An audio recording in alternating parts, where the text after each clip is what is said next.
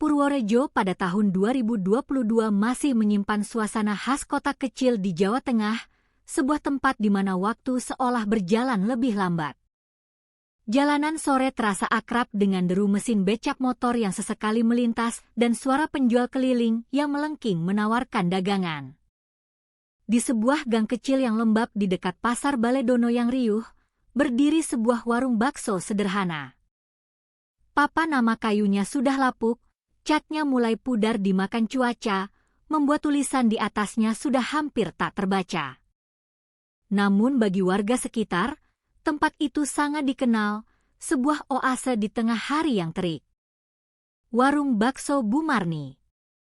Warung itu tidak pernah terlihat mewah, dan mungkin justru itu daya tariknya. Atapnya terbuat dari genteng lama yang warnanya sudah kusam, sebagian berlumut.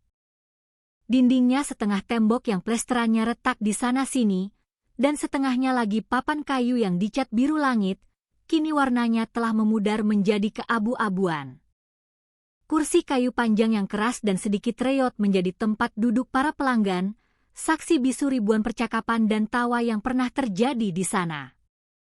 Justru kesederhanaan itu yang membuat orang merasa nyaman, seolah pulang ke rumah nenek di desa. Setiap sore, aroma kuah kaldu yang kaya rempah mengepul dari panci besar di atas tungku arang, menyebar ke seluruh penjuru gang. Bau gurih yang khas itu seperti magnet tak kasat mata, menarik orang-orang dari berbagai kalangan, mulai dari kuli panggul pasar yang berkeringat hingga pegawai kantor yang berdasi. Di balik meja kayu yang permukaannya sudah tidak rata, berdirilah Bu Marni, seorang perempuan berusia hampir 50 tahun. Tubuhnya agak gemuk, terbalut daster batik sederhana dengan celemek yang warnanya sudah pudar. Wajahnya selalu dihiasi senyum ramah yang tulus, meski kerutan di sudut matanya semakin jelas menandakan perjalanan hidup yang tidak mudah. Orang-orang mengenalnya sebagai sosok penyabar, penyayang, dan tidak pernah lelah melayani. Tangannya bergerak lincah dan terampil, mengaduk kuah, mencetak adonan bakso dengan sendok, lalu menyajikan mangkok demi mangkok dengan penuh perhatian. Di sampingnya, selalu ada Andi, anak sematawayangnya yang baru beranjak remaja. Bocah itu lincah dan bersemangat, seolah mewarisi energi ibunya yang tak pernah padam. Ia suka membantu ibunya membersihkan meja yang lengket oleh kuah, mengantar mangkok-mangkok panas dengan hati-hati, atau sekadar menyapa pelanggan dengan nada riang yang menular. Sore itu, seperti biasa, Andi berlarian kecil dari dapur ke meja pelanggan. "Bu, sambalnya habis," serunya dengan napas sedikit terengah. Bu Marni menoleh sambil tersenyum hangat. "Ambil yang baru di dapur, enduk." "Jangan sampai pelanggan menunggu," jawabnya lembut. Warung bakso itu selalu ramai. Ada Pak Surip, tukang ojek yang selalu mampir selepas bekerja, menjadikan semangkuk bakso panas sebagai penutup hari yang melelahkan.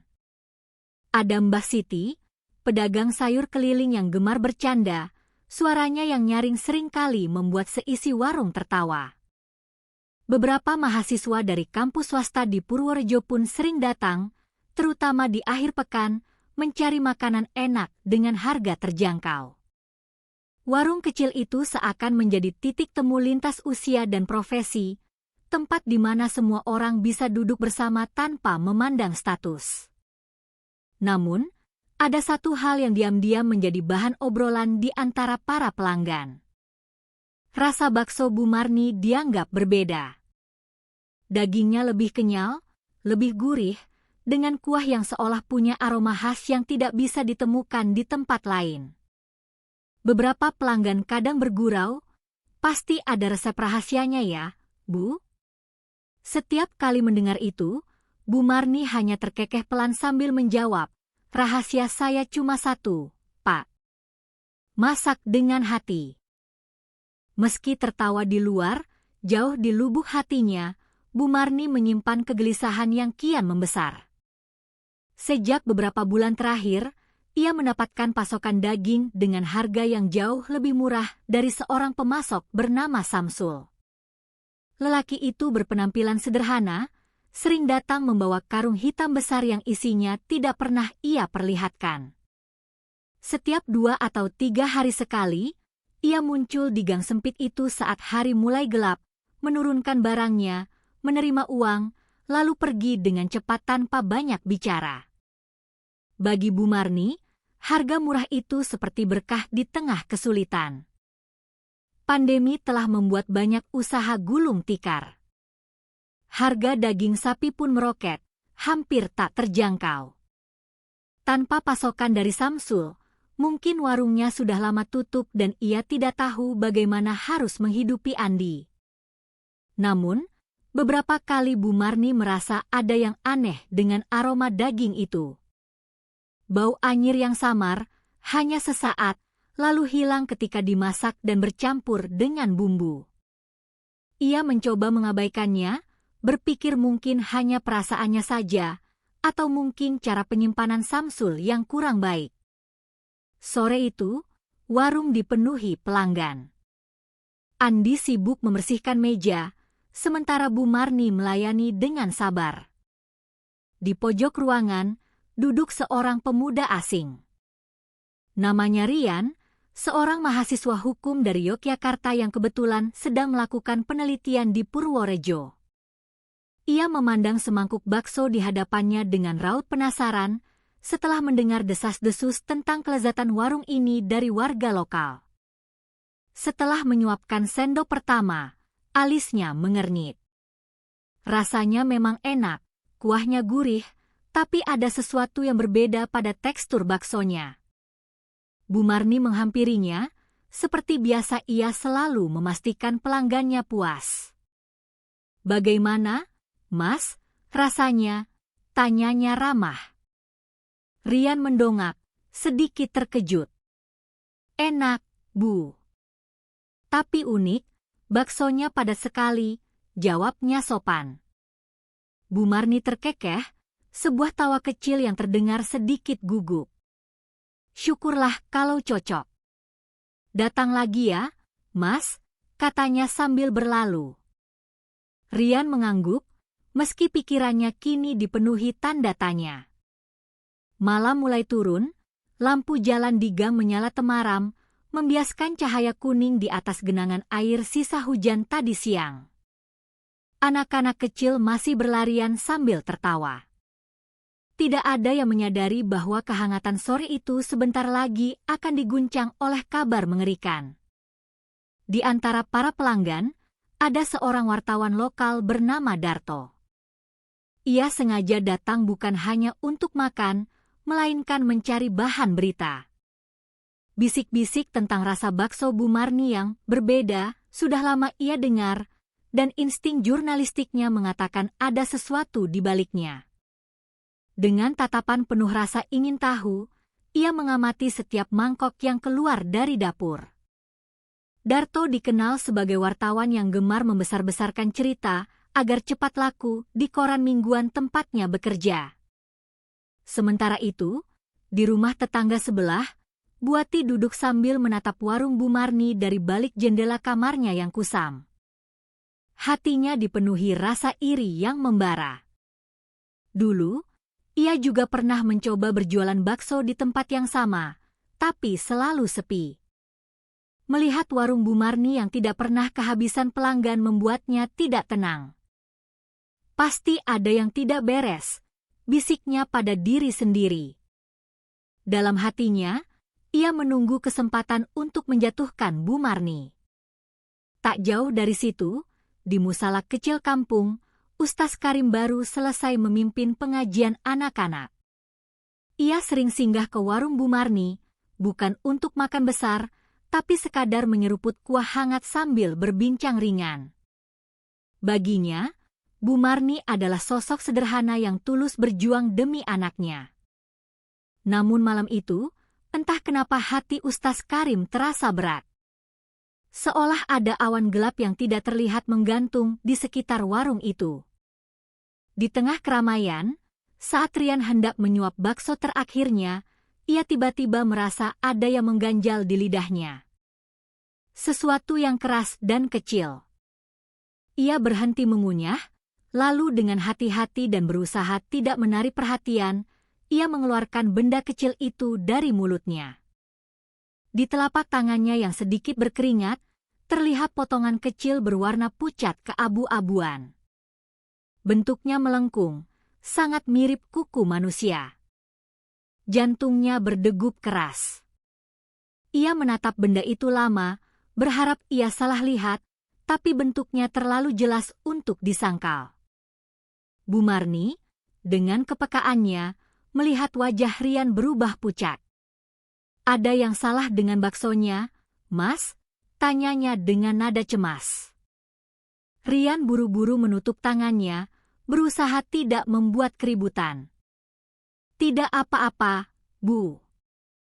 Hanya kepedasan," jawabnya singkat, suaranya sedikit bergetar. Ia dengan cepat menyembunyikan potongan itu dengan selembar tisu, memasukkannya ke dalam saku celananya, lalu segera membayar dan meninggalkan warung dengan langkah tergesa. Di jalan pulang, pikirannya kacau balau. Benarkah yang ia lihat tadi? Apa mungkin hanya kebetulan, potongan tulang rawan yang bentuknya aneh? Atau benar-benar kuku manusia? Rian menolak membayangkan kemungkinan terburuk, tapi nalurinya sebagai mahasiswa hukum membuatnya sadar bahwa ia baru saja menemukan sesuatu yang bisa mengguncang seluruh kota. Malam itu, Purworejo masih tampak tenang. Warung Bu Marni menutup pintu dengan senyum ramah seperti biasa. Namun di balik senyum itu, kegelisahan Bu Marni mulai tumbuh menjadi ketakutan. Tidak ada yang tahu bahwa langkah kecil menerima pasokan daging murah dari Samsul akan menyeret Bu Marni dan Andi ke dalam badai besar yang tak pernah mereka bayangkan. Pagi di Purworejo selalu dimulai dengan suara ayam berkokok yang bersahutan dan riuh pasar tradisional yang seolah belum pernah sepi. Bu Marni sudah terbiasa bangun sebelum fajar menyingsing. Ia menyalakan tungku arang, menyiapkan panci besar, dan merebus kaldu tulang sapi agar aromanya meresap sempurna sejak awal. Andi masih terlelap dalam mimpinya ketika ibunya mulai bekerja dalam temaram lampu dapur. Bocah itu baru terbangun ketika aroma kuah kaldu yang khas memenuhi rumah kecil mereka yang sederhana. Hari itu adalah hari Pasar Wage, hari pasaran terbesar dalam seminggu. Jalanan di sekitar Pasar Baledono padat oleh pedagang sayur yang menggelar dagangan di emperan, pembeli yang hilir mudik, dan suara tawar-menawar yang saling bersahutan. Warung Bu Marni, yang berada di gang kecil tak jauh dari sana, selalu lebih ramai dari biasanya pada hari seperti ini. Para pembeli yang lelah berbelanja biasanya singgah untuk mengisi perut dengan semangkuk bakso panas sebelum pulang. Andi membantu ibunya menata meja, mengisi ulang botol kecap, sambal, dan cuka yang kosong. Meskipun baru remaja, ia sudah terbiasa bekerja keras. Tangannya lincah, matanya berbinar setiap kali melihat pelanggan datang. Ia merasa bangga bisa membantu ibunya menjaga warung peninggalan ayahnya itu. Meski dalam hati kecilnya, ia juga sering merasa kasihan melihat wajah ibunya yang semakin hari semakin terlihat letih, dengan lingkaran hitam samar di bawah matanya. Menjelang siang, warung sudah penuh sesak. Pak Surip, yang setiap hari mangkal di pangkalan ojek dekat pasar, duduk di bangku panjang. "Bu, tambah semangkok lagi."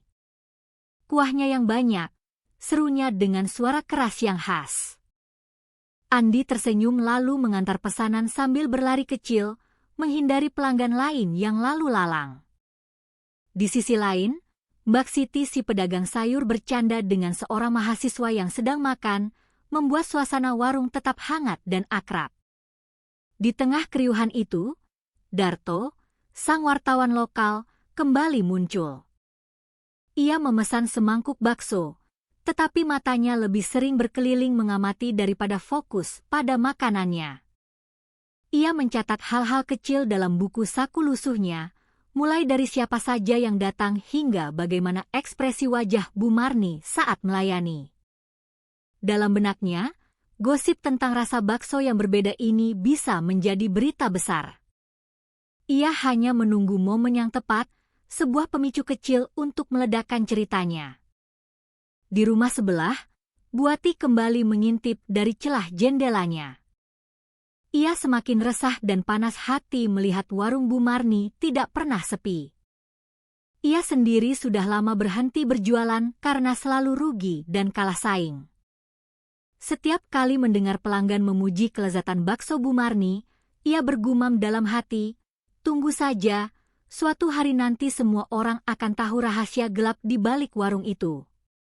Iri hatinya telah berubah menjadi kebencian yang mendalam.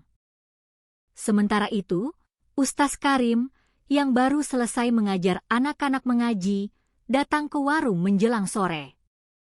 Ia duduk di kursi dekat pintu sambil menyeruput kuah hangat. Senyumnya yang teduh selalu menenangkan. Ia sering menasihati Bu Marni agar sabar menghadapi hidup yang kian sulit, terutama setelah suaminya meninggal. Dalam pandangan Ustaz Karim, Bu Marni adalah wanita pejuang yang berjuang keras demi anaknya. Namun, ia memperhatikan, hari itu Bu Marni tampak lebih murung dari biasanya. Ia tetap melayani dengan senyum, tapi tatapannya seringkali kosong, menerawang jauh. Andi memperhatikan ibunya dengan cemas. Setelah warung agak sepi, ia mendekat. "Bu, kenapa akhir-akhir ini ibu sering melamun?" tanyanya dengan suara pelan. Bu Marni menoleh, sedikit terkejut, lalu mencoba tersenyum. "Ibu hanya lelah, enduk," jawabnya singkat. Tetapi dalam hatinya, ia menahan keresahan yang lebih dalam. Beberapa kali ia merasa bau daging dari Samsul benar-benar aneh. Pernah sekali saat ia membuka karung, aroma anyir yang menusuk membuatnya hampir muntah. Tetapi setelah dimasak dengan bumbu-bumbu yang kuat, aroma itu hilang seakan tidak pernah ada. Ia mencoba meyakinkan diri bahwa itu hanya masalah penyimpanan atau jenis daging yang berbeda. Namun, kegelisahan itu semakin sulit diabaikan. Menjelang malam, warung kembali ramai. Beberapa mahasiswa dari kampus datang untuk mengobrol sambil makan. Mereka bercanda bahwa bakso Bu Marni seakan punya rasa sihir yang berbeda dari warung lain. Salah satu dari mereka berseloroh, "Jangan-jangan ada bahan rahasia di dalamnya, Bu?" Semua tertawa, termasuk Bu Marni yang mencoba ikut tertawa untuk menyembunyikan rasa gelisahnya yang semakin menjadi. Andi diam-diam memperhatikan wajah ibunya. Senyum itu tampak dipaksakan. Dalam hati kecilnya, ia khawatir. Ia ingin bertanya lebih jauh tentang pemasok daging misterius itu, tetapi takut membuat ibunya tersinggung. Ia hanya bisa berharap bahwa semua baik-baik saja. Ketika warung hampir tutup, Buati lewat di depan sambil melempar pandangan sinis. "Memang aneh rasa baksonya, tidak seperti daging sapi biasa," katanya setengah berbisik, namun cukup keras untuk terdengar oleh beberapa pelanggan yang tersisa. Kata-kata itu seperti jarum, membuat beberapa orang menoleh penasaran. Bu Marni hanya bisa tersenyum hambar sambil membereskan meja. Namun, hatinya semakin tertekan. Di malam yang sama, Rian kembali datang ke warung. Kali ini ia duduk lebih lama, mengamati suasana dengan seksama. Sejak ia menemukan potongan kecil aneh dalam mangkoknya, pikirannya tidak pernah tenang. Ia berusaha bertindak wajar agar tidak menimbulkan kecurigaan. Tetapi tatapannya sesekali tertuju ke panci besar di dapur, seolah mencoba menembus misteri di dalamnya. Ustaz Karim, yang masih duduk di sudut, sempat memperhatikan gelagat Rian. "Mas Rian baru pertama kali ke sini," tanyanya dengan nada ramah. Rian tersenyum tipis. Hanya sedang singgah, Pak Ustaz, jawabnya. Dalam hati, Rian merasa bingung. Ia tidak tahu harus berbagi cerita ini kepada siapa. Bila ia salah bicara, bisa jadi fitnah besar bagi Bu Marni yang jelas tampak tulus dan pekerja keras. Namun bila ia diam, kebenaran yang mengerikan mungkin tidak akan pernah terungkap. Malam semakin larut. Setelah pelanggan terakhir pulang, Bu Marni menutup warung dengan wajah letih. Andi ikut membantu membereskan kursi. Di balik kelelahan itu, ada rasa lega karena hari ini berlalu tanpa keributan berarti, tetapi kegelisahan tetap menempel di hatinya seperti getah. Sementara itu di rumahnya, Buati duduk sambil menulis sesuatu di buku catatan. Ia berencana mendatangi Darto, si wartawan, untuk menyebarkan gosip tentang warung bakso yang aneh itu. Dalam benaknya, ini adalah kesempatan emas untuk menjatuhkan Bu Marni sekaligus menutup warung yang selalu membuatnya iri. Di lain tempat, Darto sudah menulis draft berita dengan judul yang provokatif. Misteri rasa bakso populer di Purworejo, benarkah ada bahan tak lazim? Ia belum punya bukti kuat, tapi yakin bahwa gosip saja sudah cukup untuk membuat pembaca heboh. Ia hanya perlu satu kejadian kecil untuk memicu badai. Dan Rian kembali ke kosnya dengan hati yang berat. Ia menyalakan lampu meja belajar, lalu membuka lipatan tisu yang masih disimpannya dengan baik. Potongan kecil itu masih ada di sana. Bentuknya terlalu jelas.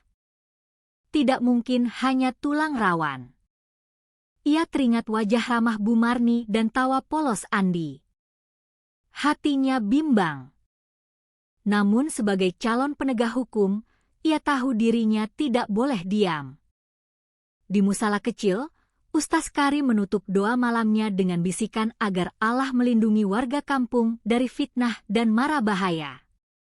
Hatinya masih terasa berat, seakan ada badai yang akan segera datang. Malam itu, Purworejo tampak tenang. Namun, di balik ketenangan itu, benih-benih kegelisahan sudah tertanam di hati beberapa orang. Ada yang menunggu kebenaran, ada yang haus akan gosip, dan ada pula yang diam-diam menyusun rencana untuk menjatuhkan. Warung bakso sederhana itu masih berdiri kokoh, tetapi bayangan gelap sudah mulai mendekat. Hari berikutnya, matahari Purworejo terbit dengan cahaya lembut yang menembus celah-celah jendela. Bu Marni sudah berada di dapur sejak fajar. Tangannya lincah menyiapkan adonan, namun hatinya penuh dengan rasa cemas. Karung hitam yang semalam baru diantar oleh Samsul masih tersandar di sudut dapur, seolah menjadi monumen bisu dari kegelisahannya. Bau samar yang menusuk kembali tercium saat ia mendekat. Ia berusaha menutup hidung dengan ujung kerudungnya, lalu dengan enggan menuangkan isi karung ke atas meja kayu. Daging itu tampak merah gelap, lebih pekat dari daging sapi yang biasa ia lihat di pasar. Andi masuk membawa ember berisi air panas untuk merendam mangkok. Bocah itu melihat wajah ibunya tegang, dahinya berkerut. "Ada yang salah dengan dagingnya, Bu?" tanyanya dengan suara hati-hati. Bu Marni terdiam sejenak, menatap gumpalan daging di hadapannya, lalu menoleh pada anaknya. "Tidak apa-apa, Enduk. Semua baik-baik saja," jawabnya singkat, tetapi tatapan matanya tidak bisa berbohong. Ada keresahan yang semakin sulit ia sembunyikan dari anaknya sendiri. Pagi itu, warung dibuka sedikit lebih lambat dari biasanya. Beberapa pelanggan setia sudah menunggu di depan pintu. Pak Surip bahkan mengetuk pintu sambil bercanda, "Bu Marni jangan malas, perut saya sudah keroncongan." Senyum ramah Bu Marni tetap ia paksakan, meski terasa kaku di bibirnya. Andi segera membuka pintu, dan para pelanggan mulai masuk satu persatu, mengisi keheningan dengan obrolan ringan. Di sela keramaian, Bu Wati kembali melintas. Kali ini ia tidak hanya melempar pandangan sinis, tapi berbicara kepada tetangga lain dengan suara yang sengaja dikeraskan. Daging murah itu biasanya tidak wajar. Bisa jadi bukan daging sapi asli, jangan-jangan daging celeng, katanya, menekankan kata terakhir. Beberapa orang yang mendengarnya saling berbisik. Meskipun tidak semua percaya, benih keraguan sudah mulai tersebar. Bu Marni yang mendengar dari kejauhan hanya bisa menggigit bibir, menahan amarah sekaligus rasa sedih yang menusuk hatinya. Menjelang siang, Rian kembali datang. Kali ini ia membawa buku catatan dan pulpen. Ia duduk di sudut warung yang sama, memperhatikan setiap gerakan Bu Marni. Dari cara Bu Marni melayani dengan tulus, dari tawa kecil Andi yang polos, Rian merasa tidak mungkin keduanya terlibat dalam sesuatu yang jahat. Namun, potongan kecil yang ia simpan di kamar kosnya tetap menjadi tanda tanya besar yang menghantuinya. Ia menuliskan dalam catatannya, perlu menghubungi Dewi, Fakultas Kedokteran. Butuh konfirmasi. Darto, yang juga hadir siang itu, semakin gembira. Ia mendengar gosip yang disebarkan Bu Wati, lalu mencatatnya cepat-cepat. Dalam draft beritanya, ia sudah menuliskan kalimat yang menggiring opini pembaca. Muncul dugaan warung bakso ternama di Purworejo menggunakan daging yang tidak murni sapi. Ia tahu berita seperti itu bisa membuat heboh, tetapi ia tidak peduli dengan perasaan Bu Marni atau nasib warungnya. Baginya, perhatian pembaca jauh lebih penting dari kebenaran. Sore hari, warung kembali ramai. Suara sendok beradu dengan mangkok, tawa mahasiswa bercampur dengan percakapan para tukang ojek, membuat suasana seolah normal-normal saja. Namun di balik itu, Bu Marni terus merasa gelisah. Beberapa kali saat ia membuka tutup panci kuah, ia mencium bau daging yang tidak biasa, yang selama ini coba ia abaikan. Meskipun aroma kuat dari bumbu kuah mampu menutupinya, hatinya semakin yakin bahwa ada yang salah. Andi diam-diam mengamati ibunya. Ia melihat tangan ibunya sedikit gemetar saat menuang adonan ke dalam panci. Bocah itu akhirnya memberanikan diri. Saat suasana sedikit lengang, ia mendekati ibunya. Bu, kalau daging ini tidak aman, sebaiknya jangan dipakai lagi, katanya pelan. Bu Marni menoleh, menatap wajah anaknya yang lugu namun penuh kekhawatiran, lalu menghela napas panjang. Enduk, tanpa daging murah ini, warung kita tidak bisa bertahan. Harga sapi di pasar terlalu mahal. Kalau harga bakso kita naikkan, pelanggan mungkin tidak akan sanggup membeli, jawabnya lirih, menyuarakan dilema yang menghimpitnya. Perkataan itu membuat Andi terdiam. Ia memang masih kecil, tetapi ia paham betapa keras perjuangan ibunya untuk menjaga warung itu tetap buka. Dalam hatinya, ia hanya bisa berdoa agar semua baik-baik saja. Menjelang malam, setelah pelanggan terakhir pulang, Bu Marni menutup warung dengan wajah yang jauh lebih lelah dari biasanya. Ia duduk di kursi kayu sambil memandangi panci besar yang sudah kosong. Andi duduk di sampingnya, menyandarkan kepalanya di bahu ibunya. Suasana hening hanya diisi oleh suara jangkrik dari luar. Tiba-tiba, dari musala terdengar suara azan Isya yang merdu. Bu Marni menatap ke arah musala, lalu berkata lirih, lebih pada dirinya sendiri, mungkin sudah saatnya aku minta nasihat pada Ustaz Karim. Malam itu, dengan hati yang berat, Bu Marni mendatangi musala kecil. Ustaz Karim masih duduk di atas sajadah setelah salat, membaca doa dengan tenang. Ketika Bu Marni datang, Ustaz itu tersenyum lalu mempersilakannya duduk di teras. Dengan suara bergetar, Bu Marni menceritakan kegelisahannya bahwa ia sering merasa daging yang ia pakai tidak wajar, tetapi ia tidak punya pilihan lain. Ustaz Karim mendengarkan dengan sabar, tanpa menghakimi. Bu Marni, katanya lembut, setiap usaha yang halal akan selalu dijaga olehnya. Tetapi bila di hati ada keraguan, maka sebaiknya berhati-hati. Jangan sampai rezeki yang kita dapat justru memberi mudarat pada tubuh dan jiwa orang lain. Kata-kata itu menancap dalam di hati Bu Marni. Ia merasa semakin bingung, terjebak di antara keinginan menjaga warung tetap hidup dan ketakutan akan kebenaran yang mengerikan. Sementara itu, Rian kembali ke kosnya dengan langkah cepat. Ia menyalakan lampu meja, membuka buku catatannya, dan menuliskan rencananya untuk membawa potongan kecil itu ke laboratorium kecil di Fakultas Kedokteran esok hari. Ia tahu, temuan itu bisa menjadi kunci dari semua ini. Namun ia juga sadar, bila dugaannya benar, maka warung sederhana itu bisa menjadi pusat badai yang mengguncang seluruh kota. Di rumahnya, Buati semakin bersemangat. Ia sudah berencana menemui Darto besok untuk menyampaikan gosip yang ia karang sendiri, membuatnya terdengar lebih meyakinkan. Ia yakin, bila gosip itu ditulis di koran, warga akan berhenti total datang ke warung Bu Marni. Dalam hatinya, ia merasa puas membayangkan warung itu sepi dan akhirnya tutup untuk selamanya. Malam semakin larut. Bu Marni kembali ke rumah bersama Andi.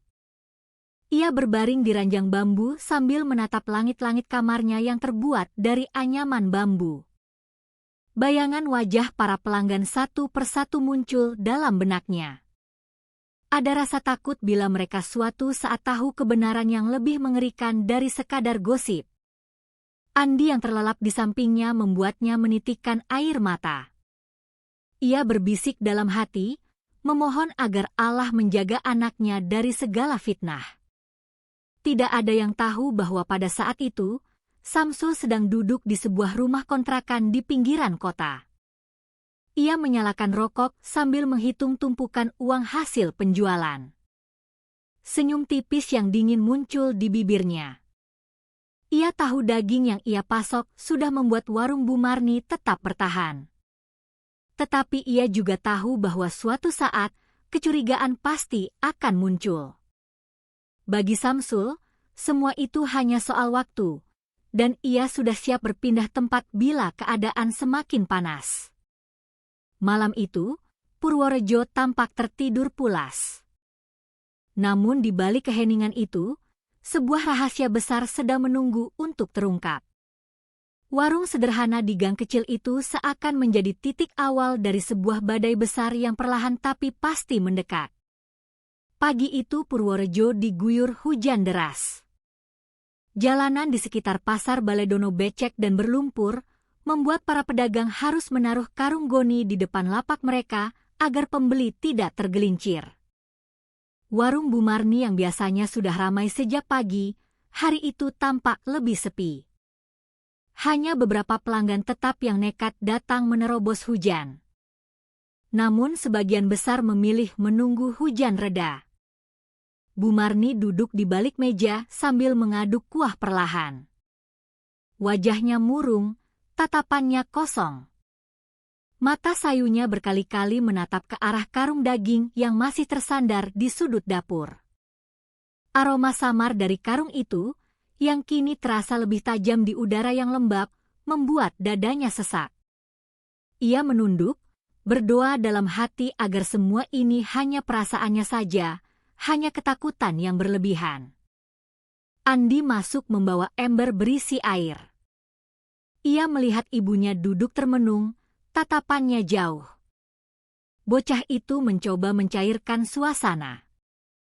Mungkin hujan ini membawa berkah, Bu.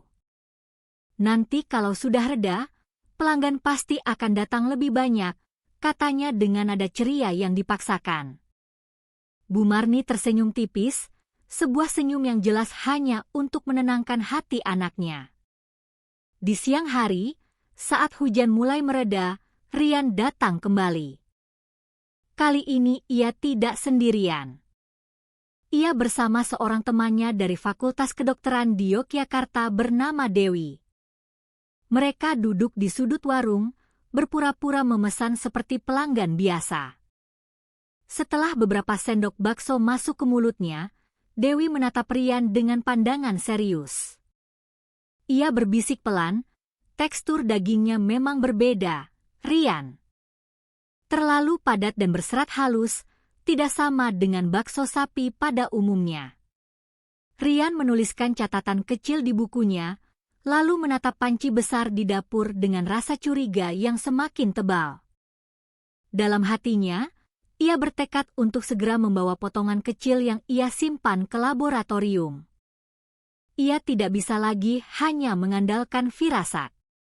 Ia butuh bukti nyata. Sementara itu, di meja lain, Darto duduk sambil mencatat. Wartawan lokal itu tampak bersemangat. Ia sudah mendengar gosip dari Buati dan kini ia merasa punya alasan kuat untuk menulis berita yang lebih sensasional. Dalam buku catatannya, ia menuliskan judul besar yang provokatif. Warga resah, bakso populer diduga pakai daging misterius. Baginya, gosip yang dilebih-lebihkan jauh lebih menarik daripada kenyataan yang mungkin membosankan. Buati sendiri semakin sibuk menyebarkan omongan. Ia berbicara kepada para tetangga dengan nada prihatin yang dibuat-buat. Kasihannya, kita semua sudah dibohongi. Daging di warung Bu Marni itu tidak murni sapi, loh. Kata-kata itu diulang-ulang dengan cepat menyebar dari mulut ke mulut. Sebagian orang yang dulu selalu makan di warung itu mulai merasa ragu dan mual. Beberapa bahkan memilih menjauh, takut jatuh sakit. Sore itu, ketika hujan sudah benar-benar reda, Ustaz Karim datang ke warung. Ia duduk di kursi kayu sambil tersenyum menenangkan. Bu Marni, gosip itu seperti angin, jangan terlalu didengar, katanya lembut. Namun ia juga mengingatkan, tapi kita juga harus selalu berhati-hati dengan setiap rezeki yang masuk ke dalam perut kita dan perut orang lain. Kata-kata itu membuat Bu Marni semakin galau. Ia merasa terjepit. Malam tiba, warung kembali sepi, bahkan lebih cepat dari biasanya. Bu Marni menutup pintu dengan wajah lelah. Andi membantu membereskan meja, lalu duduk di samping ibunya. Bocah itu akhirnya memberanikan diri.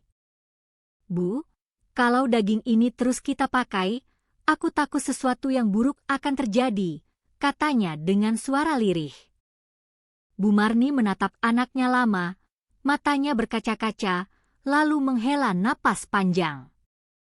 Enduk, katanya pelan, kita hanya berdua di dunia ini. Tidak ada yang lain. Kalau warung ini tutup, bagaimana kita bisa hidup? Di kamar kosnya, Rian menyalakan lampu meja dan membuka lipatan tisu yang sudah ia simpan sejak beberapa hari lalu. Potongan kecil itu masih ada di sana. Ia memotretnya dengan ponsel, lalu mengirimkan fotonya ke Dewi. Tidak lama kemudian, pesan balasan masuk. Dewi menulis, aku hampir yakin 99% itu kuku manusia, Rian. Bentuk dan strukturnya sangat khas. Rian terdiam. Jantungnya berdegup keras. Malam itu ia tidak bisa tidur. Kata-kata Dewi terus bergema di kepalanya. Ia sadar, apa yang ia temukan bisa mengubah hidup banyak orang selamanya. Tetapi ia juga tahu bahwa membawa masalah ini ke polisi berarti menyeret Bu Marni, seorang ibu tunggal yang baik hati, ke dalam badai yang mengerikan. Ia merasa serba salah, namun tekadnya untuk mencari kebenaran semakin bulat. Di rumahnya, Buati tertawa kecil sambil berbincang dengan dua tetangga.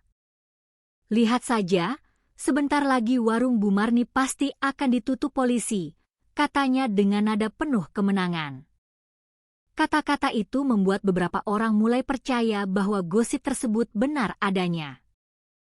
Darto, di rumahnya, sibuk mengetik berita. Ia menulis bahwa ada kemungkinan daging di warung itu berasal dari sumber yang sangat mencurigakan. Ia menambahkan bahwa beberapa warga sudah mulai merasa takut dan mual setelah makan di sana. Meskipun ia belum punya bukti nyata, ia yakin berita itu akan membuat heboh seisi pasar besok pagi. Di rumah kontrakan sederhana, Bu Marni berbaring sambil menatap langit-langit. Andi sudah terlelap di sampingnya, namun matanya tetap terbuka, penuh gelisah.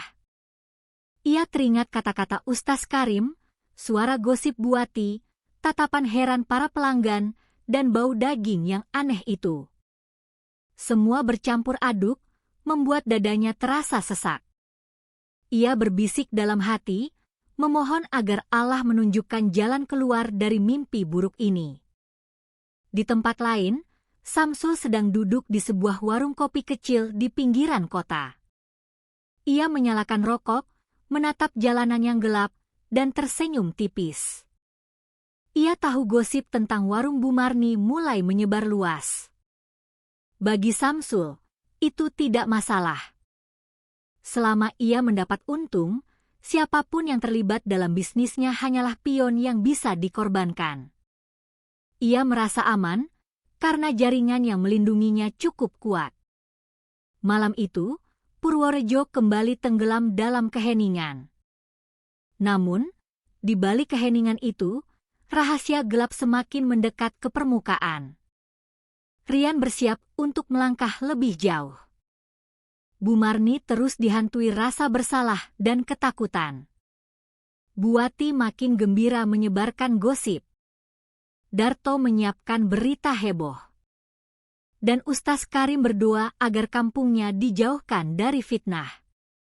Tidak ada yang tahu bahwa esok hari, langkah kecil Rian akan membawa kasus ini ke pintu kepolisian, dan sejak saat itu, tidak akan ada lagi yang sama. Pagi di Purworejo terasa teduh setelah semalaman diguyur hujan. Jalanan masih basah, dan udara sejuk menyelimuti rumah-rumah sederhana di sekitar pasar Baledono. Di gang kecil, warung Bu Marni tampak sunyi. Pintu masih tertutup rapat, padahal biasanya sudah terbuka sejak pagi buta. Di dalam, Bu Marni duduk di kursi bambu dengan wajah letih, menatap karung kosong bekas daging dari Samsul yang tersandar di sudut dapur. Ia mengusap keringat di dahinya. Meski udara tidak panas, hatinya terasa semakin gelisah, seolah ada beban berat yang tidak bisa ia lepaskan. Andi masuk membawa seember air untuk mencuci piring. Ia berhenti sejenak, melihat wajah ibunya yang murung. Bu, mungkin sebaiknya kita tidak lagi membeli daging dari Pak Samsul, katanya pelan. Bu Marni menoleh, mencoba tersenyum. Semua akan baik-baik saja, enduk, jawabnya, tetapi senyum itu tidak mampu menutupi keresahan yang terpancar dari matanya. Sementara itu, di Yogyakarta, Rian sudah bersiap. Ia membawa potongan kecil yang ia simpan, yang kini terbungkus rapi dalam kantong plastik bening. Dengan hati-hati, ia menemui Dewi di Fakultas Kedokteran. Mereka duduk di sebuah ruang laboratorium kecil yang sepi, jauh dari keramaian mahasiswa lain. Rian membuka plastik dan memperlihatkan benda itu. Dewi mengambilnya dengan pinset, lalu meletakkannya di bawah lampu pembesar. Matanya menyipit, alisnya mengernyit. Beberapa menit ia memperhatikan dengan saksama. Akhirnya, ia mendongak, menatap Rian. Aku hampir yakin ini adalah kuku manusia, Rian, katanya dengan nada pelan namun tegas.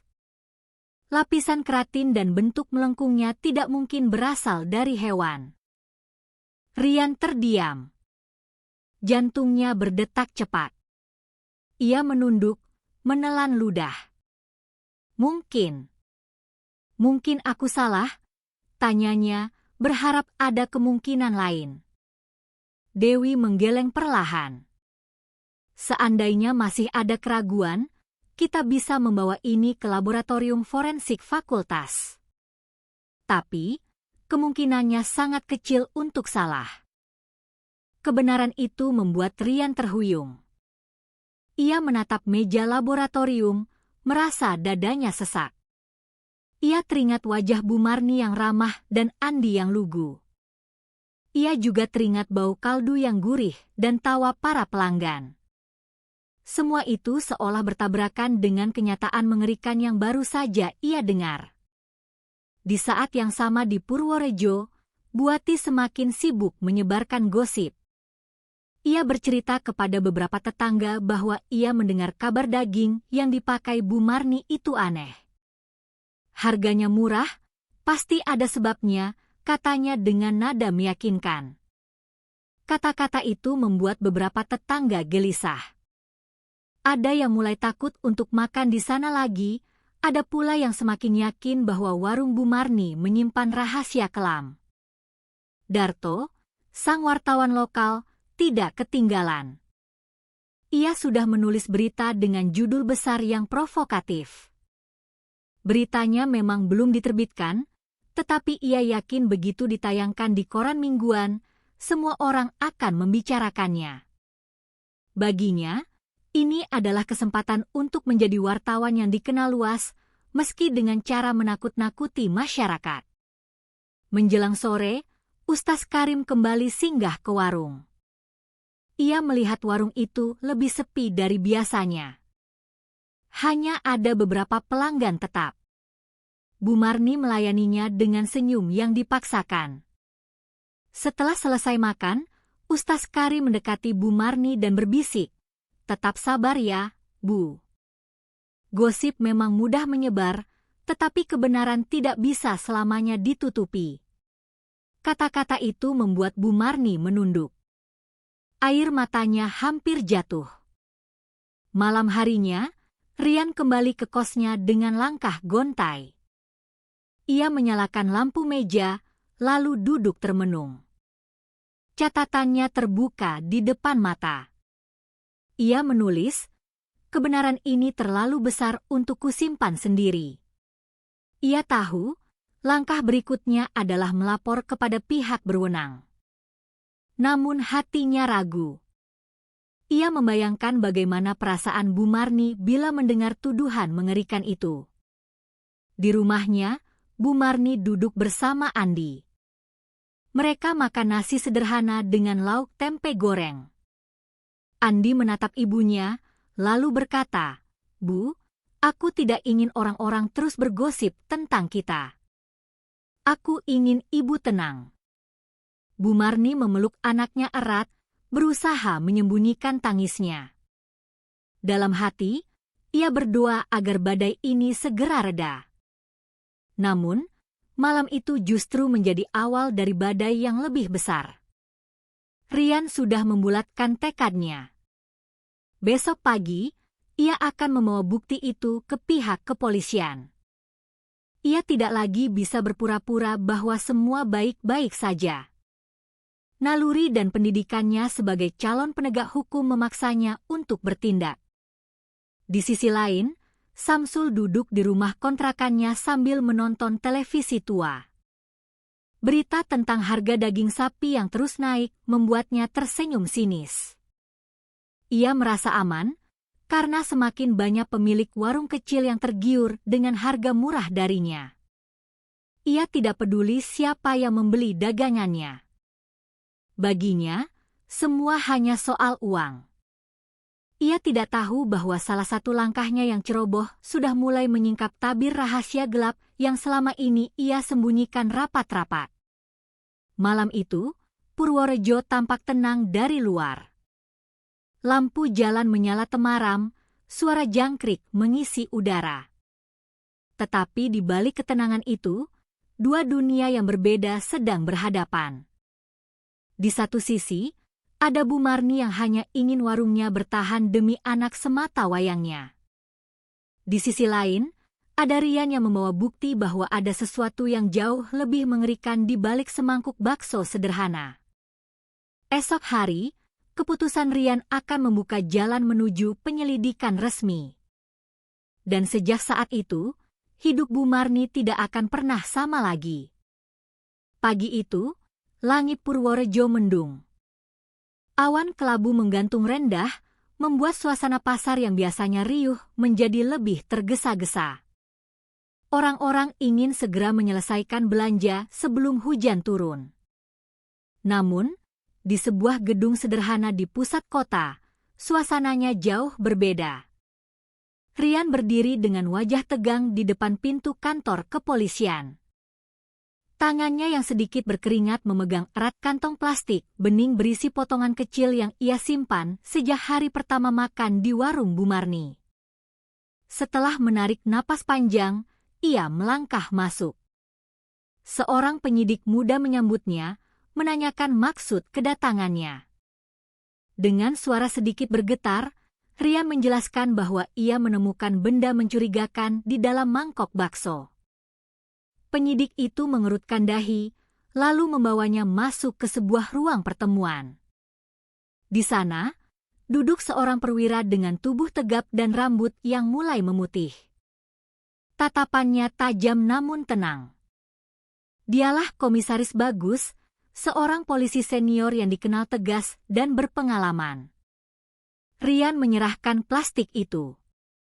Komisaris Bagus menatapnya lama, lalu bertanya dengan nada datar, apakah benar benda ini ditemukan di warung bakso Bu Marni? Rian mengangguk mantap. Meski ada kegugupan di matanya, ia menambahkan, teman saya di Fakultas Kedokteran hampir yakin benda itu adalah kuku manusia, Pak. Komisaris Bagus terdiam sejenak, lalu menunduk membaca catatan. Ini bukan perkara sepele, pikirnya. Bila benar, kabar ini bisa mengguncang seluruh kota. Ia lalu memanggil beberapa anak buahnya, memberi perintah agar penyelidikan dilakukan secepat mungkin. Ia menekankan agar tidak ada kesalahan, karena kesalahan kecil bisa memicu kepanikan warga. Sementara itu di kampung, warung Bu Marni tetap buka seperti biasa. Aroma kaldu mengepul dari panci besar. Beberapa pelanggan masih datang, meski jumlahnya tidak sebanyak biasanya. Bu Marni berusaha tersenyum ramah, melayani satu persatu, menutupi rasa resah yang terus menggerogoti hatinya. Andi sibuk membersihkan meja, matanya sesekali melirik ibunya. Ia tahu ibunya sedang gelisah. Di seberang jalan, Buati kembali berbisik kepada tetangga.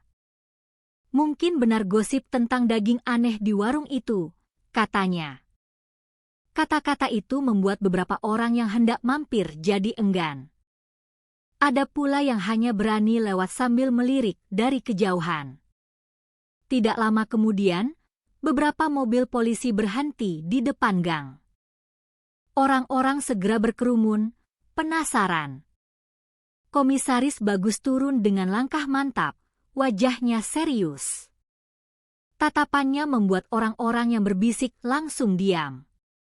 Bu Marni terkejut, wajahnya pucat pasi. Ada apa ini, Pak? Tanyanya. Komisaris Bagus menjawab, ini hanya pemeriksaan biasa, Bu. Tidak perlu khawatir. Namun, suaranya yang datar membuat semua orang tegang. Andi berdiri di samping ibunya, matanya berkaca-kaca. Ibu saya tidak salah, Pak. Ini hanya warung kecil, katanya dengan lantang.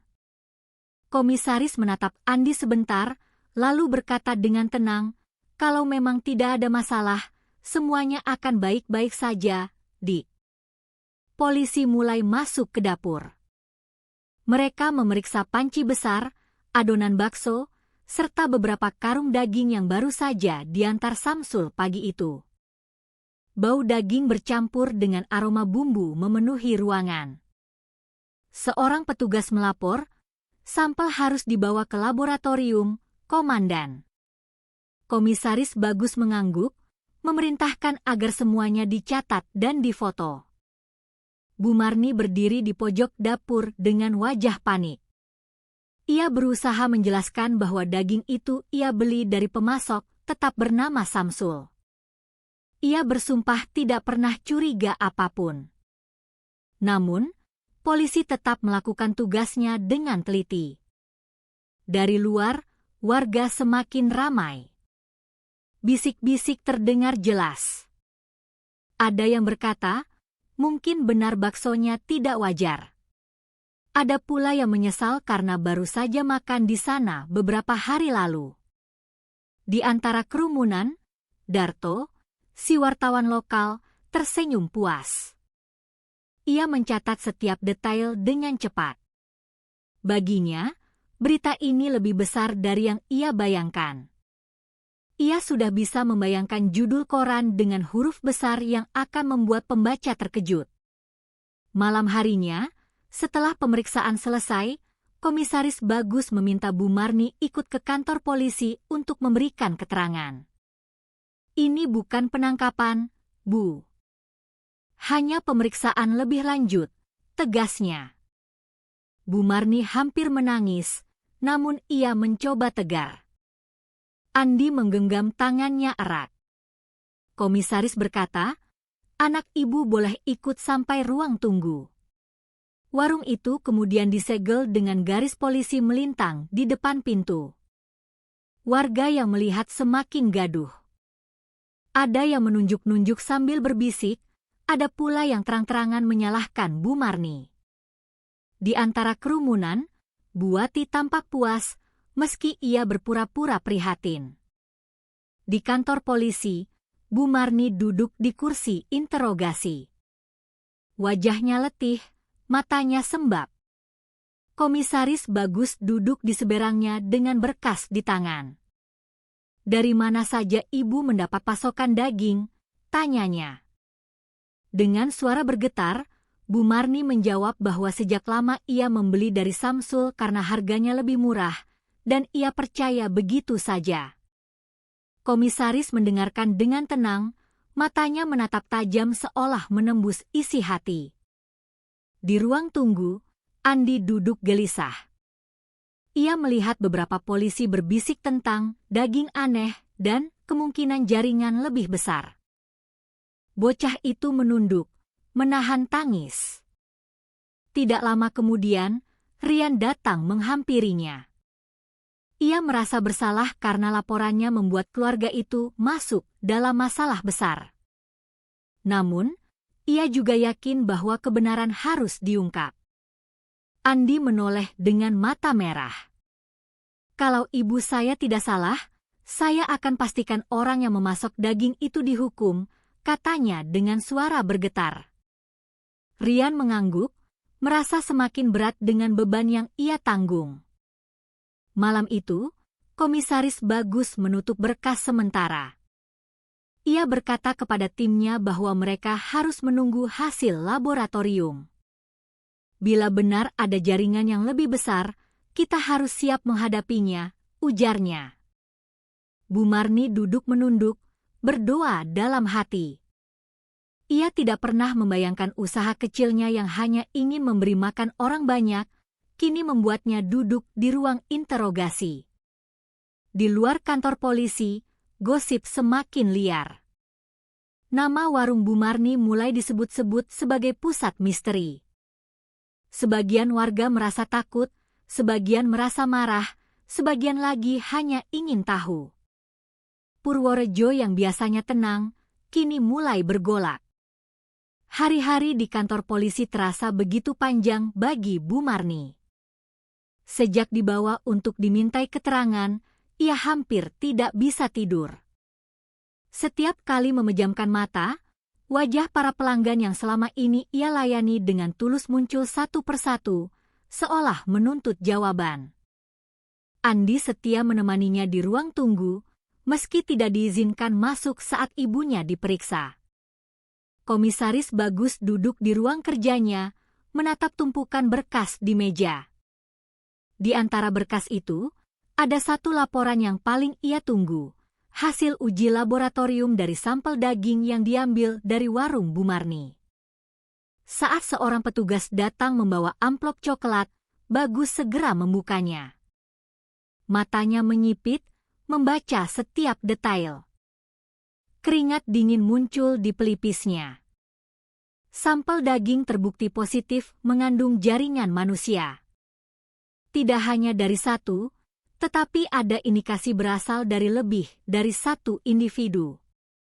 Komisaris Bagus menutup map itu dengan cepat, menghela napas berat. Bila kabar ini sampai bocor ke publik, kota ini bisa kacau, gumamnya pelan. Namun, keburukan tidak bisa lama disembunyikan. Keesokan paginya, seorang wartawan, Darto, mendapat bocoran dari orang dalam laboratorium. Ia, yang selama ini menunggu berita panas, segera menuliskan judul besar di koran mingguan, geger. Diduga daging manusia dalam bakso Purworejo, pemilik warung diamankan polisi. Judul itu memenuhi halaman depan, membuat heboh pasar, jalanan, bahkan media sosial warga. Buati membaca koran itu sambil tersenyum tipis. Ia merasa yakin dugaannya benar sejak awal. Ia segera menceritakan kepada tetangga dengan suara lantang, membuat gosip semakin liar. Ada yang percaya, ada yang marah, ada pula yang panik karena merasa sudah menjadi pelanggan warung itu bertahun-tahun. Di kampung kecil tempat warung Bu Marni berada, suasana berubah drastis. Dulu, suara tawa dan keramaian selalu memenuhi gang. Kini, warung itu terkunci dengan garis polisi melintang di depan pintu. Warga berkerumun, menunjuk-nunjuk sambil bergosip. Aku baru saja makan 2 mangkok di sana beberapa hari lalu, seru seorang warga. Pantas saja rasanya beda, ternyata, sahut yang lain dengan ngeri. Andi, yang pulang sebentar ke rumah untuk mengambil pakaian, menunduk sepanjang jalan. Beberapa anak kecil mengejeknya dari kejauhan, anak penjual bakso manusia. Air matanya menetes, tetapi ia berlari cepat tanpa menoleh. Di kantor polisi, Komisaris Bagus memanggil Rian sebagai saksi awal. Ia menatap pemuda itu dengan serius. Laporanmu telah membuat kegemparan besar, dan kini masyarakat menekan polisi untuk bertindak cepat, katanya. Rian menunduk, merasa bersalah. Saya tidak bermaksud membuat keributan sebesar ini, Pak. Saya hanya ingin kebenaran. Komisaris Bagus menatapnya dengan tajam, namun penuh pengertian. Justru karena keberanianmu melapor, kasus ini bisa dibuka. Tapi kamu harus siap.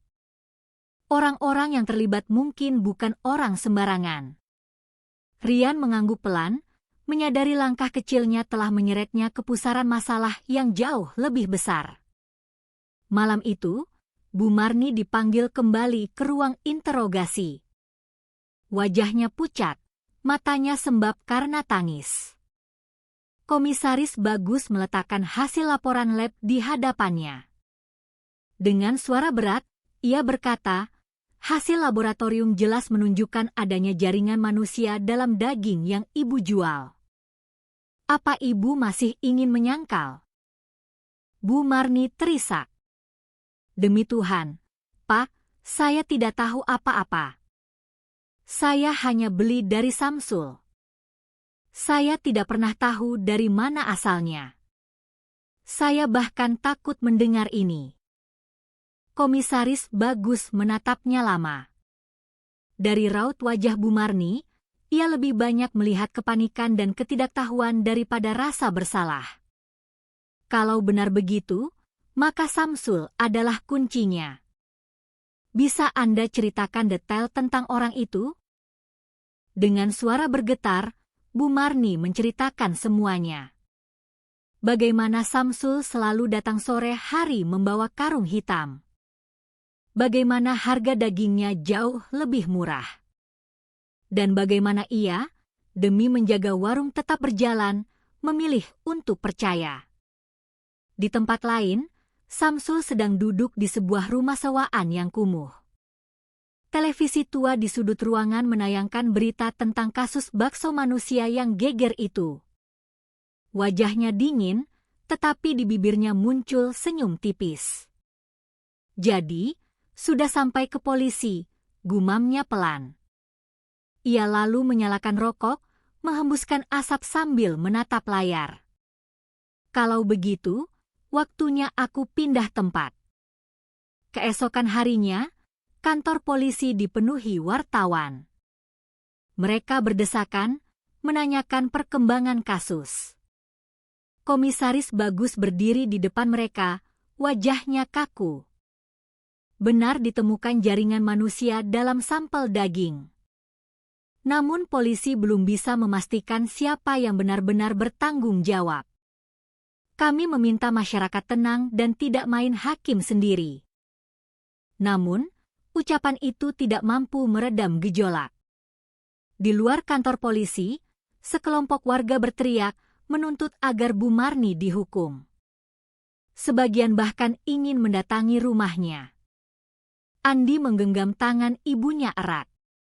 Ibu tidak sendiri. Aku percaya ibu.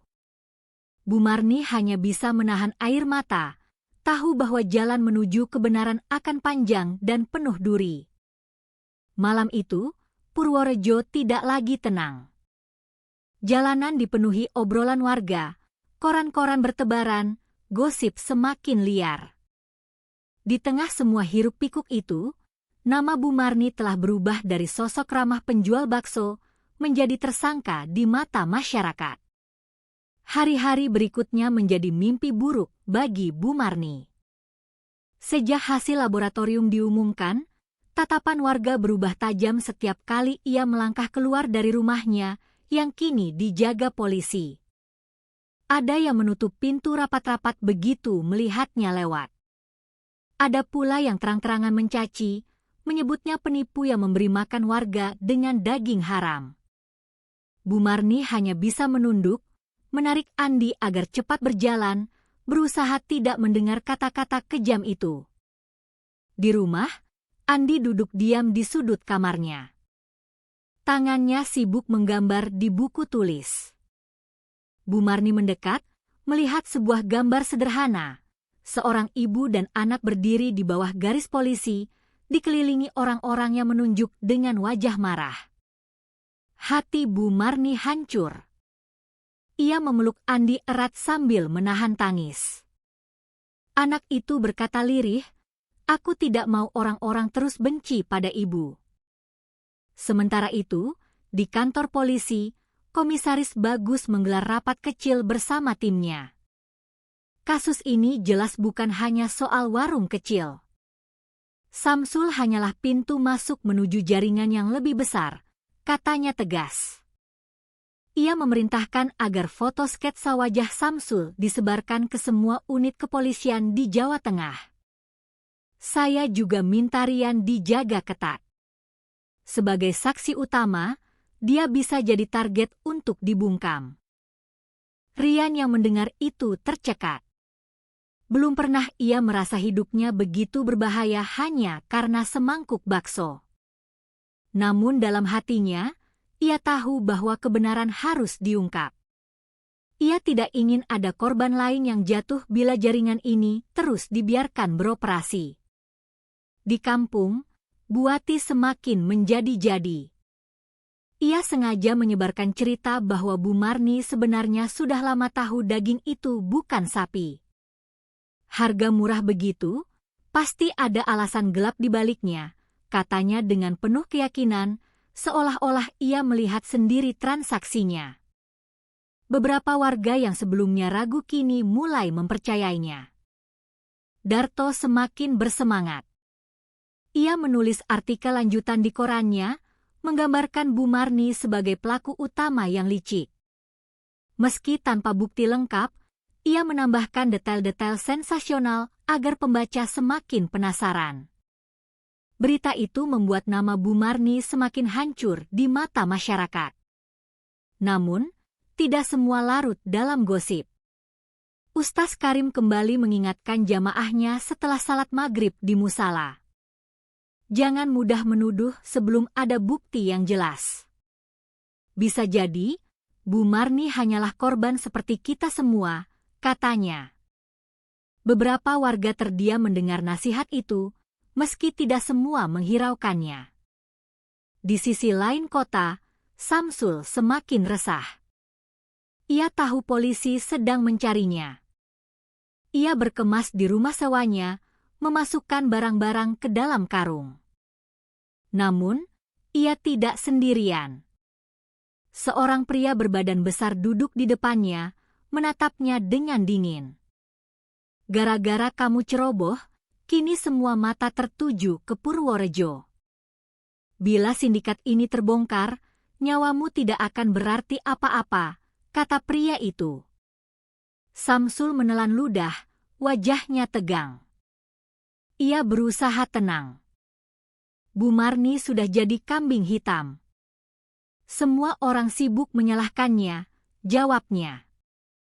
Pria besar itu tidak menjawab, hanya menatapnya tajam, membuat Samsul semakin terhimpit. Malam itu, Rian yang tinggal di kosnya mulai merasa ada yang aneh. Sejak ia pulang dari kantor polisi, ia merasa ada yang mengikuti dari kejauhan. Ia menoleh beberapa kali, tapi tidak melihat siapapun.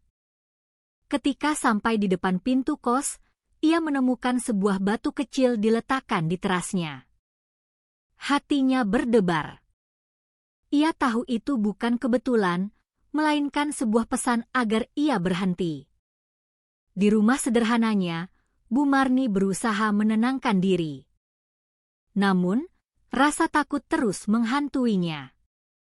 Ia tahu dirinya hanyalah korban, tetapi semua orang sudah lebih dulu menghakiminya.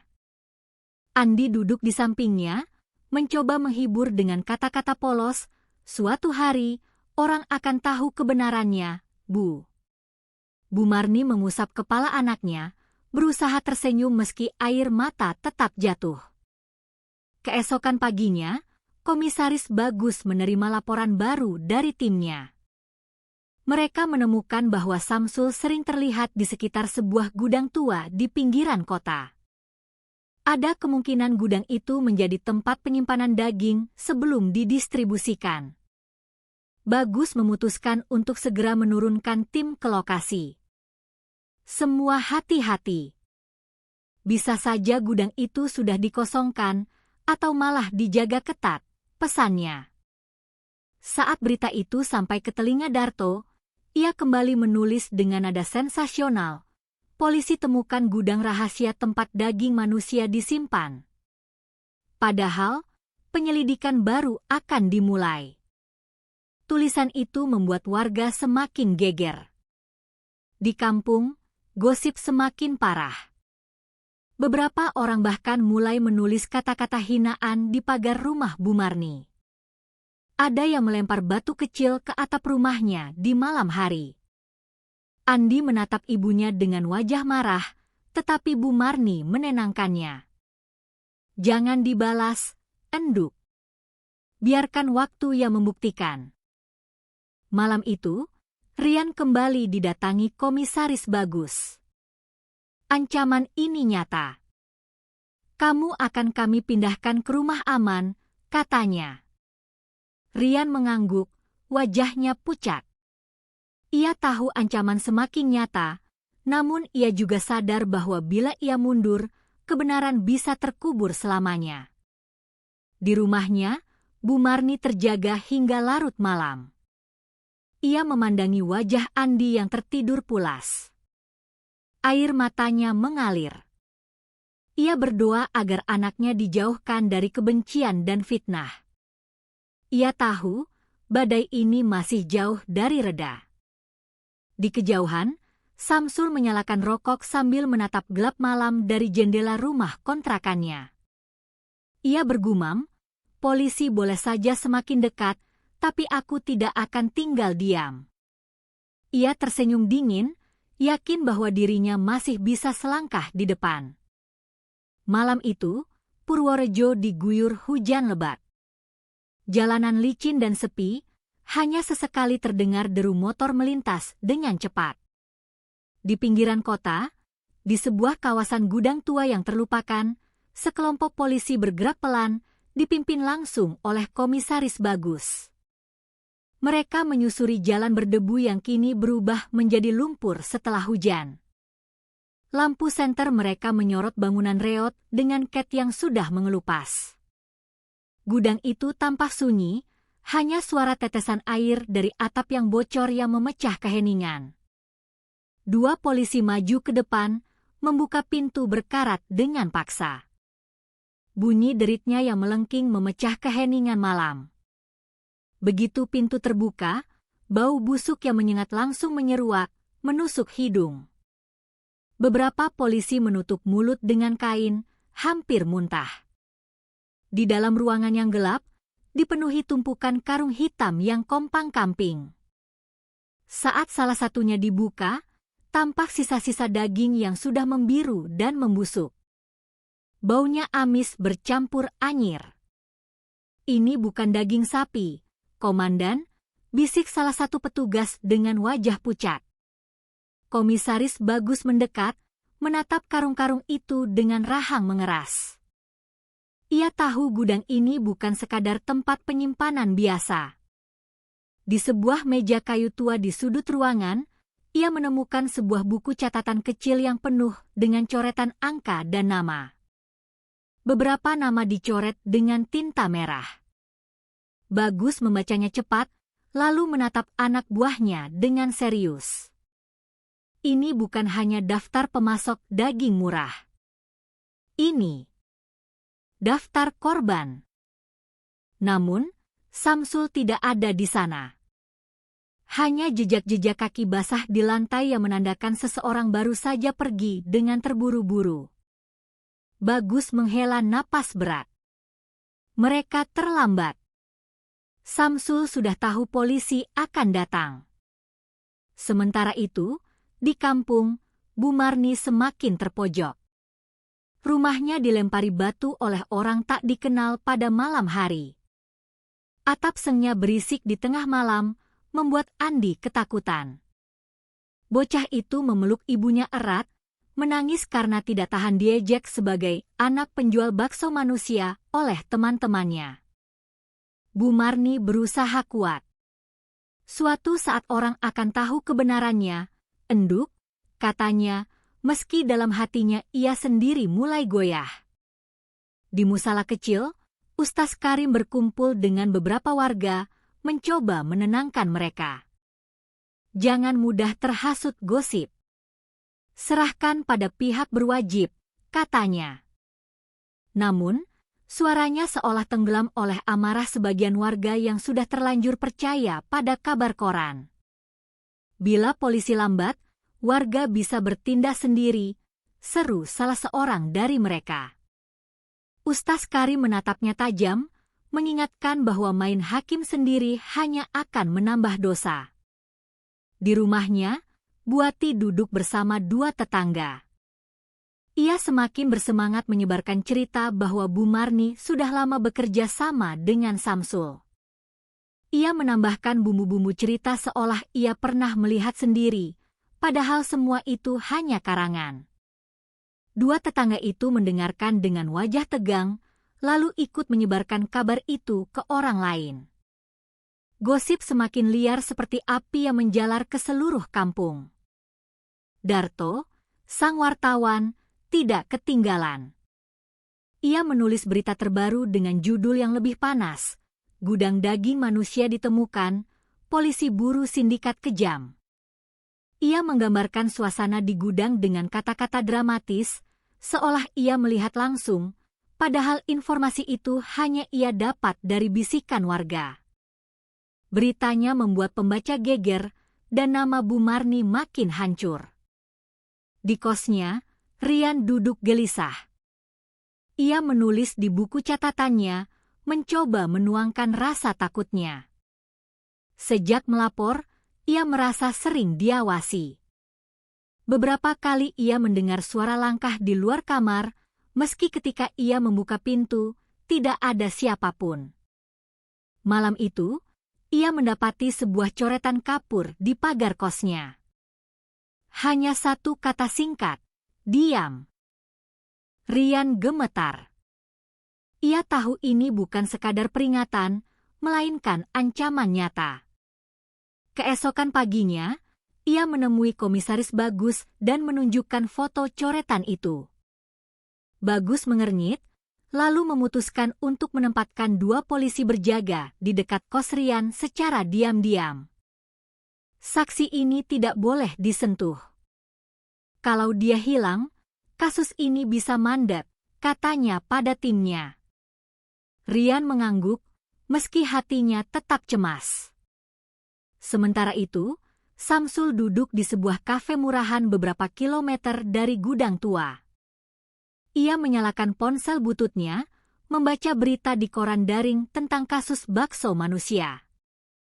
Wajahnya dingin, tetapi bibirnya melengkung tipis. Polisi masih kebingungan, katanya sambil terkekeh. Namun, seorang pria berbadan besar muncul di hadapannya. Wajahnya serius, suaranya dingin. "Kamu terlalu ceroboh, Samsul. Gara-gara pasokanmu bocor, semua mata kini tertuju ke kota ini." Samsul mencoba santai. "Perempuan itu sudah jadi kambing hitam. Aku bisa pindah ke kota lain kapan saja." Pria itu menunduk, menatapnya tajam. "Jangan lupa siapa yang membiayaimu. Kalau sampai organisasi ini ketahuan, nyawamu lebih murah dari daging yang kau jual." Wajah Samsul menegang. Untuk pertama kalinya, ia sadar dirinya hanyalah pion dalam permainan yang jauh lebih besar. Di rumah sederhananya, Bu Marni berlutut di atas sajadah, berdoa dengan air mata mengalir. Ia memohon agar nama baiknya segera dibersihkan. Andi duduk di sampingnya, menggenggam tangan ibunya. "Aku percaya ibu tidak bersalah," katanya lirih. Kata-kata polos itu memberi Bu Marni sedikit kekuatan untuk bertahan. Malam itu, Purworejo tenggelam dalam kegelisahan. Polisi berusaha memburu jejak Samsul.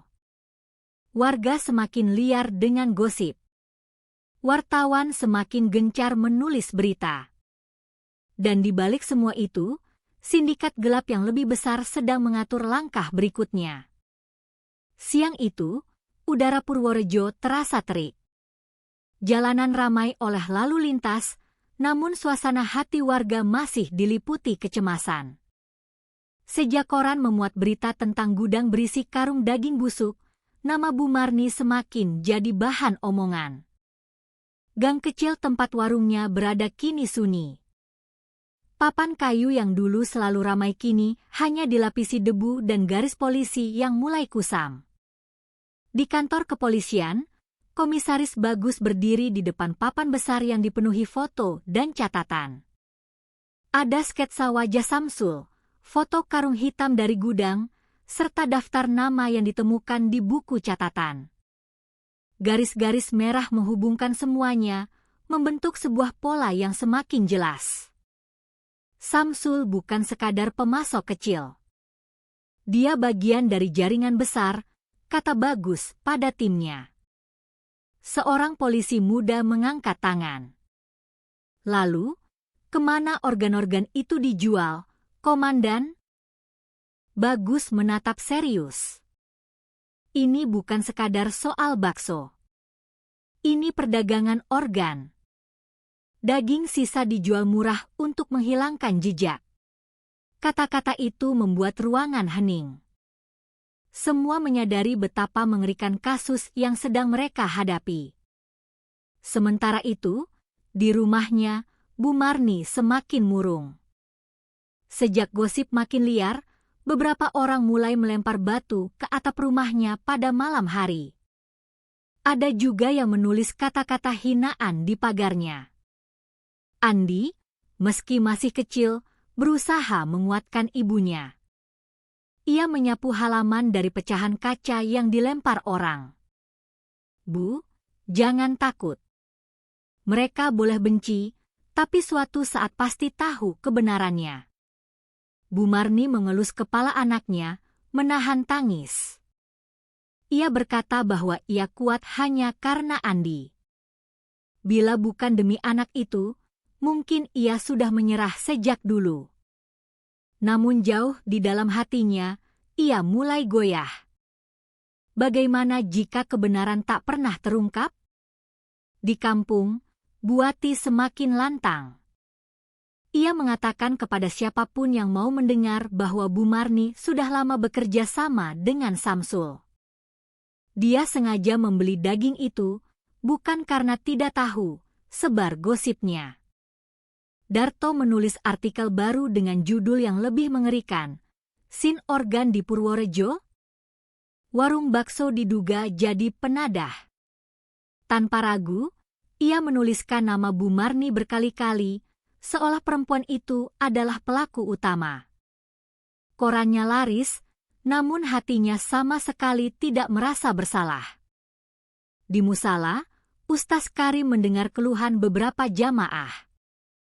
Ada yang marah, ada yang takut, ada pula yang ingin mengusir Bu Marni dari kampung. Ustaz Karim berdiri dengan suara tenang, mengingatkan bahwa kebenaran butuh bukti. Bila Bu Marni benar-benar korban, dosa besar menanti kita yang menuduhnya, katanya. Malam harinya, Rian dipindahkan ke sebuah rumah aman oleh polisi. 2 petugas berjaga di luar pintu. Namun rasa takut tetap menghantuinya. Ia menulis di buku catatannya, menuangkan kegelisahannya. Kenapa aku? Kenapa aku yang harus menemukan itu?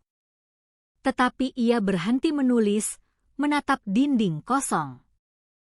Kalau bukan aku, mungkin tidak akan ada yang tahu. Di sisi lain kota, Samsul semakin terdesak. Ia tahu polisi mulai menemukan pola pergerakan mobil hitam yang biasa ia gunakan. Mobil itu tercatat keluar masuk Purworejo setiap 2 minggu sekali. Samsul duduk gelisah, menyalakan rokok, lalu berkata pada anak buahnya bahwa mereka harus segera pindah jalur. Namun, pria besar yang menjadi penghubung jaringan berkata dingin, bukan kita yang ganti jalur. Kamu yang harus bersih-bersih. Termasuk saksi itu. Wajah Samsul menegang. Ia tahu maksud ucapan itu. Rian harus dibuat diam. Kalau perlu, hilang selamanya. Di rumahnya, Bu Marni duduk di ruang tamu yang gelap bersama Andi. Lampu sengaja dipadamkan karena takut dilempari lagi. Dari luar, terdengar suara anak-anak mengejek. Andi menggenggam tangan ibunya erat. Jangan dengar mereka, Bu. Aku percaya ibu tidak bersalah. Kata-kata polos itu membuat Bu Marni kembali menitikkan air mata. Keesokan harinya, Komisaris Bagus mendapat laporan baru. Polisi menemukan rekaman CCTV sebuah mobil hitam berhenti sebentar di dekat gudang sebelum melaju ke arah jalan tol. Plat nomornya terdaftar atas nama perusahaan logistik fiktif di Surabaya. Bagus menatap catatan itu lama. Ia tahu jaringan ini lebih besar dari perkiraannya. Buati bertemu dengan Darto. Ia dengan semangat menceritakan gosip terbarunya. Katanya, Bu Marni tidak hanya membeli daging, tapi juga tahu dari awal apa yang ia jual. Darto mencatat dengan cepat, matanya berbinar. Ia merasa berita berikutnya akan lebih panas dari sebelumnya. Samsul di persembunyiannya semakin merasa terhimpit. Ia tahu polisi makin dekat. Ia menyalakan ponsel bututnya, membaca berita tentang dirinya di media daring. Ia mengumpat pelan. Kalau begitu, sudah waktunya aku bergerak lebih cepat. Ia menelepon seseorang dari jaringannya, memerintahkan agar saksi utama segera dibungkam malam itu juga. Malam turun perlahan di Purworejo. Hujan rintik-rintik menambah suasana yang muram. Di rumah aman, Rian duduk resah. Ia tidak tahu bahwa malam itu, orang-orang suruhan Samsul sedang bergerak menuju tempatnya. Malam itu, Purworejo diselimuti kegelapan. Hujan sore meninggalkan genangan di jalanan dan udara dingin yang menusuk tulang. Di pintu tol Banyu Urip, sejumlah polisi bersenjata lengkap sudah bersiaga. Mobil-mobil patroli diparkir agak jauh agar tidak mencolok. Lampu jalan yang redup menambah tegang suasana. Komisaris Bagus berdiri di depan timnya, mengenakan jaket hitam, wajahnya penuh konsentrasi. Semua posisi siap. Ingat, jangan lakukan kontak sebelum saya beri aba-aba. Suaranya datar tapi tegas. Detik-detik berjalan lambat. Semua mata menunggu satu hal, kemunculan mobil hitam yang menjadi kunci penyelidikan. Sementara itu, di rumah aman, Rian duduk gelisah. Dua polisi berjaga di luar pintu, namun rasa cemasnya tidak berkurang. Tiba-tiba, listrik padam. Suasana rumah gelap gulita. Rian terlonjak kaget, meraba-raba mencari senter. Saat itulah ia mendengar suara langkah mendekat, pelan namun pasti. Pintu berderi terbuka sedikit. Dari luar terdengar bisikan berat, berhenti bicara, atau kau yang berikutnya. Rian tercekat. Keringat dingin membasahi punggungnya. Dua bayangan masuk. Salah satunya menodongkan pisau.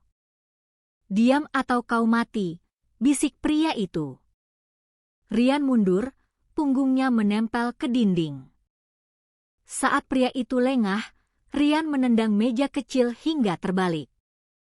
Pisau terlepas. Rian berlari ke arah jendela, memecahkannya dengan tubuhnya, lalu meloncat keluar meski tubuhnya terluka. Dua pria itu berteriak marah, mengejarnya dalam kegelapan. Di pintu tol, sebuah mobil hitam akhirnya muncul. Plat nomornya sesuai dengan data dari CCTV. Target masuk, semua unit siap, bisik seorang polisi lewat radio. Bagus mengangkat tangannya, memberi isyarat. Namun, tiba-tiba sopir mobil itu tampak curiga. Ia menginjak pedal gas dalam-dalam. Kejar, teriak Bagus. Sirine meraung membelah malam. Mobil hitam itu melaju kencang, mencoba kabur. Polisi mengejar dari belakang, menutup semua akses keluar. Tembak bannya, perintah Bagus. Salah satu polisi melepaskan tembakan. Ban pecah, mobil oleng, lalu menghantam pembatas jalan. Polisi segera mengepung. Dua pria di dalam mencoba melawan, namun akhirnya menyerah. Saat bagasi diperiksa, semua terdiam. Di dalamnya ada kotak pendingin berisi potongan daging mencurigakan, terbungkus plastik tebal, berbau formalin. Ini bukti yang selama ini kita cari, kata Bagus. Sementara itu, Rian berlari di jalanan sepi, tubuhnya lecet, tangannya berdarah. Napasnya tersengal. Di kejauhan, ia melihat lampu kendaraan polisi. Dengan sisa tenaga, ia berteriak, "Tolong!" Polisi! Mobil patroli berhenti. Dua polisi segera turun, menghampiri Rian yang hampir ambruk. "Mereka mau bunuh saya," katanya terbata. Polisi segera membawanya pergi. Para pengejarnya kabur, menyadari misi mereka gagal. Malam itu menjadi malam penentuan. Polisi berhasil menangkap mobil hitam dengan bukti penting, sementara Rian selamat. Namun, Komisaris Bagus tahu ini baru permulaan. Sindikat yang mereka hadapi jauh lebih besar. Di sisi lain kota, Buati kembali berkumpul dengan tetangga, menceritakan gosip terbaru bahwa Bu Marni akan segera ditahan. Bu Marni yang mendengar kabar itu hanya bisa menangis. Darto menulis artikel baru tentang keberhasilan polisi, menambahkan bahwa kemungkinan besar Bu Marni masih terlibat. Namun di musala, Ustaz Karim berkhotbah pendek. Kalau seorang ibu yang hanya ingin menghidupi anaknya bisa dijatuhkan dengan fitnah, maka siapapun bisa bernasib sama. Beberapa orang yang hadir mulai terdiam, wajah mereka penuh keraguan. Malam semakin larut. Di rumahnya, Bu Marni duduk bersama Andi. Anak itu berusaha menenangkan ibunya. Bu, aku yakin suatu saat mereka akan tahu kebenarannya. Bu Marni memeluk Andi erat menahan tangis. Dunia boleh menuduhnya, tapi ia masih punya satu alasan untuk bertahan. Ruang interogasi di markas kepolisian Purworejo malam itu terasa dingin. Lampu neon putih pucat menggantung, menciptakan bayangan panjang di dinding.